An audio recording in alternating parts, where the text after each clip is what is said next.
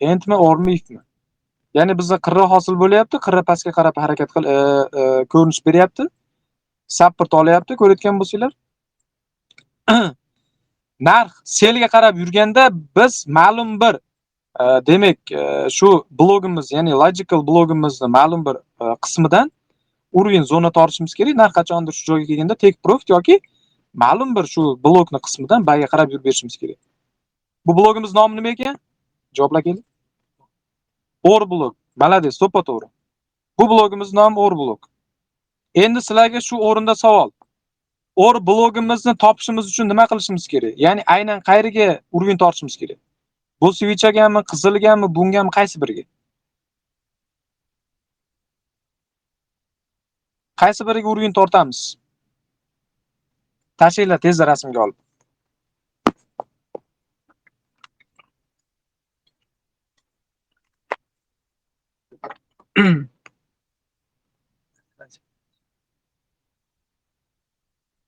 Or blokni shakllantirgan switcha qaysi? Qisqaroq savol beradigan bo'lsam. Qizil switch or blok shakllantirdimi? Bu yashil ko'k shakllantirdimi yoki bu shakllantirdimi? Qaysi bir shakllantirdi?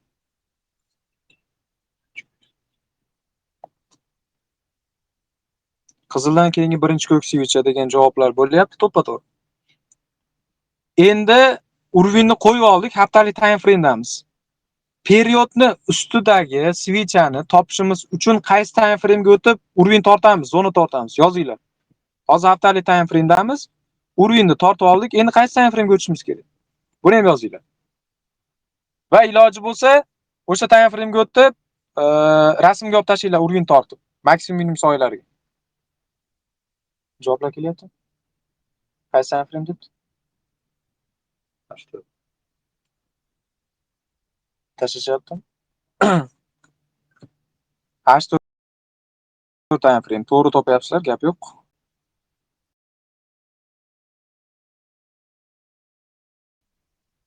Uровеньni topishimiz kerak. Orqaga qaytyapman, ko'rayotgan bo'lsanglar. Uровень.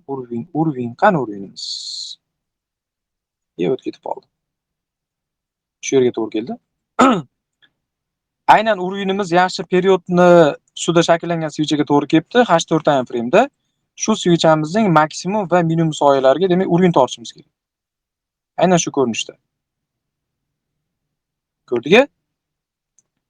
Haftalik time frame'ga oldik. Xo'p, demak, qani.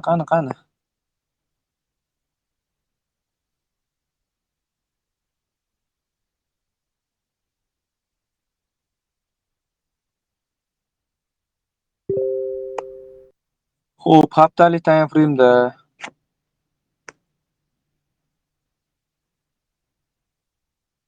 o'zgarib ketib qoldi. Usulib ketib qoldi. Demak, or blokni topdik. H4 time frame'ga o'tamiz. Usulib ketishi mumkin-da urinimiz. Shunaqa o'tkazayotgan paytinglarda urin surilib ketmasin, yaxshilab e'tibor beringlar, chunki bu bizga zona vazifasini o'taydi. Bir dona switch ham juda katta ahamiyatga ega. Bo'p mana. Aynan periodni ustida shakllangan H4 time frame'dagi switchga demak biz zona, ya'ni urin tortib olyapmiz.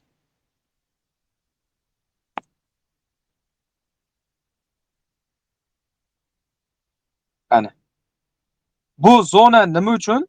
Bu zona, qaranglar, mana oddiy holat bo'lgan. Oddiy holat. Narx qachondir pastga yuradigan bo'lsa, haftalik time frame'da qilingan analizlar bo'yicha yaxshilab e'tibor bering. Mana narx qachondir deylik selga qarab yurib beradigan bo'lsa, sizlar birinchi take profitlar, ya'ni kutilayotgan take profitlar, demak, shu joy bo'ladi. Ko'rayotgan bo'lsanglar, точный soyasini qoldirib bayga qarab ketgan. Точный soyasini qoldirib bayga qarab ketgan. Sizlar bu holatda ham yuqorida aytganimdek ikkita holat bo'yicha ishlasanglar bo'ladi. Birinchisi take profit, ikkinchisi narx aynan shu joyga kelganda bayga ishlasanglar bo'ladi. Ko'rdinglar? Biz or blok shakllantirgan switchani topdik, or blok shakllantirgan switchani ustiga urin qo'ydik. Haftalik time frame'da va H4 time frame'ga o'tib, aynan periodni ustida shakllangan switchani maksimum minimumlariga demak urin qo'ydik va bu urinlarning orasini zona qilib olyapmiz. va bu urg'iylarga narx qachondir kelsa bayga harakat qilamiz yokida biz selga harakat qilgan bo'lsak, bemalol take profit qilib ushlasak bo'ladi bu joylarni. Tushunarlimi?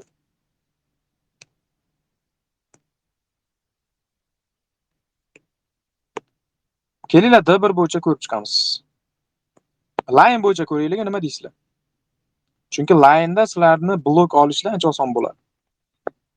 Xo'p, line bo'yicha ko'rib chiqadigan bo'lsak, ketdik. Bu joyda ko'rayotgan bo'lsanglar qanaqa blok bor? OR blok bor. Aynan shu OR blokini shakllantirgan svichani biz topishimiz kerak. Ya'ni OR blokini shakllantirgan birinchi svichani topishimiz uchun nima qilamiz? Qizildan keyin shakllangan birinchi ko'k svichani ustiga urg'in tortyapman. Ko'ryapsizlar? Endi biz qiladigan ishimiz H1 time frame ga o'tishimiz kerak. H1 time frame ga o'tib urg'inni qidirib topamiz. Urg'inni qidirib topdik. Ko'rdinglar-a? Endi shu urg'inni maksimum minimumlarga nima qilamiz? Urg'in tortamiz.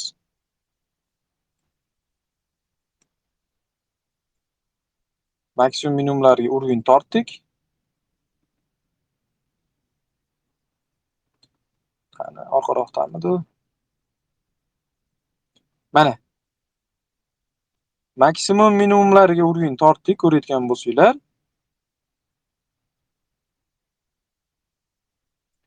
Bizni qiladigan ishimiz yaxshilab e'tibor beringlar. Narx mana yuqoriga qarab harakat qildi.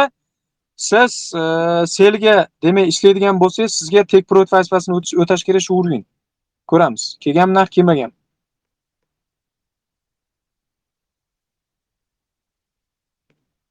O'tib ketib qoldi mana.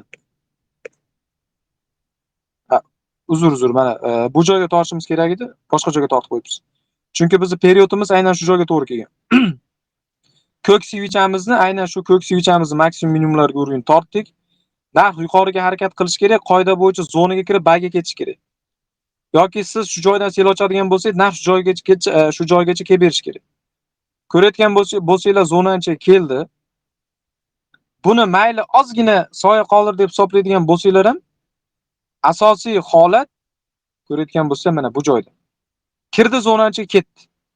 Ya'ni siz shu joydan bayga ishlashingiz kerak yokida siz yuqoridan selga ishlagan bo'lsangiz, ya'ni yuqoridan sel deganim D1 time frame ga olaylik edi. Bu o'rinda o'chirib turaylik. Bu narx ham o'zi aslida qaranglar. Bu narx ham o'zi qaytib bermagan. Bu narx nima uchun qaytgan deb o'ylaysizlar bu joydan? Sabab bu joyda if blok bor. Mana if blok bizda. Ya'ni line ga oladigan bo'lsak, mana line ga oladigan bo'lsak, bu joyda bizda if blok bor. Ya'ni narx bitta selga tashadi, keyin yuqoriga qarab yuradi. Shu joydan biz if blokni topishimiz kerak. Ya'ni if blokni topishimiz uchun nima qilishimiz kerak? Aynan shu ko'k svichani ustiga urg'in tortamiz va H1 time frame ga o'tamiz. Ketdik H1 time frame. Endi urg'in topishimiz kerak. Qani urg'inimiz? Urg'in topdik. Mana ko'rdinglar-a? Endi shu periodni ustida shakllangan svichaga nima qilamiz?